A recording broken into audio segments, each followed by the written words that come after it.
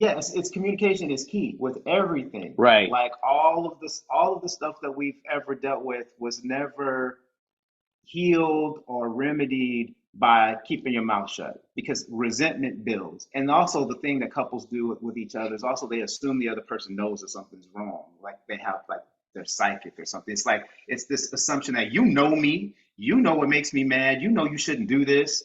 But sometimes they honestly do not have a clue that I can even tell him sometimes this is wrong, and I'm telling him with my mouth, and can't comprehend how is that? How is that even real? That doesn't even make any sense. That doesn't. That's not even real. I'm telling you, it's real. And then, but the good thing about communication is even if he doesn't see it through his lens, he has to acknowledge that I'm feeling that way, and vice versa. Even if I don't feel like what he's saying makes sense, I have to acknowledge, but that's some you truly feel that way, and so that's really what's important. And let me make sure that I don't continue to do stuff that makes you feel alienated or makes you feel this way. So if I have to adjust a little bit so you don't interpret what I'm doing as that, then that's what I'll do, just to keep it 100. So Yeah. yeah. I think that's a huge one. Communication is very huge. Also, like, I guess communication and learning language in each other's language, and then also learning a healthier language that is a middle ground. You know what I mean? Because we all have our own languages, right? How we grew up, how we communicate, how we even process what's being said or what's happening. That's language, right? I mean, it's nonverbal, but it's still a form of language, and we come into a relationship with all of those things, and they're not always the healthiest forms. Like, again, I'm not a communicator like he's a communicator, or I wasn't a communicator like he was a communicator. My communication was emotion. So Mhm. like he said, fiery emotion off the top, and or avoidance, complete avoidance. Like, I don't want to fucking talk about this. I'm out. You know what I mean? Like, either I'm gonna fight you or I'm out. Like, one or the other. Which one do you want? Like, and it's not, And he was a let's we gotta talk. He was very When I Californian. could get there, We yeah, because when most of the time because I internalize, but if he wasn't internalizing, yeah, then I but was he trying to wanted me to have facilitate. a conversation, and that was strange to me. I was like, I want to fucking talk. Let me sit here and talk. I can't stand you right now. Why do I want to sit here and talk to you? I want to throw something at you right now. Like, that's a language that I was taught. You know what I mean? And so expressing your emotions verbally sometimes is very difficult because it's emotional. You know what I mean? Like, you you go into protective mode. You don't want to talk about it because you're protecting yourself. So I think for me, learning that I had to learn a new language. You know what I mean? That he had to learn a new language. And furthermore, that a lot of what we're arguing and fighting about has nothing to really to do with each other.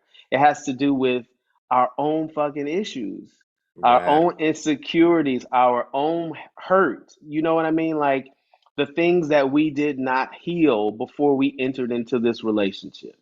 Um, and so in the 5 years, 25 years we have to. 25 years, Oh, you can say I that. was Bleep just, that out. You can't say the N word.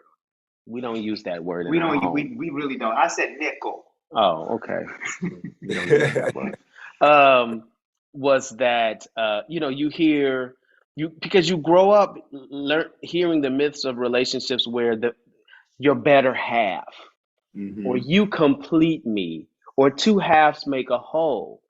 No, two halves make a half pretending to be a whole. Like, two wholes are a whole. You know what I mean? You got to come into a Two relationship, holes. not two holes, but two holes just make two holes. If you two holes, you two holes. I'm just saying, we ain't about to hoe shame up in here either. Just saying. No, standing your truth. But no, like, realizing that I don't have the ability, the capability, nor the responsibility to fix you. But we take that on, right? We think I can make you better, or you will be better for me. You know what I mean? And then you get angry when you feel like if you love me, you would change in the ways that are, comparable to what I need from you, versus learning to fix your own shit. You know what I mean? Like you gotta fix your own shit. He has to fix his own shit. I have to fix my own shit. And then together we're stronger because we're two whole people. You know what I mean? We're two healthy, two whole people. I just saw some girl, a clip from Black Love, which was the show we did some years ago, third season.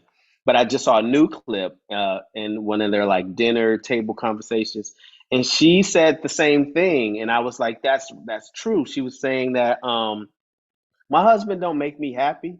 He doesn't make me complete. She was Mm. like, I am complete. I make myself complete. I make myself happy. She said, but what he does is he expands that joy abundantly. He expands, you know, he makes it in abundance, but I am whole. I have to learn to love myself and be in love with myself the same way my husband is. And what we give each other is on top of that, right? So you can't get in a relationship with all of these missing pieces, thinking that the other person is going to be the keys to those locks. You know what I mean? Hmm. It's a unfair Expectation. expectation because that person has the same amount of healing and a journey that you have, and you both, so that's why I always recommend, like, do the self work.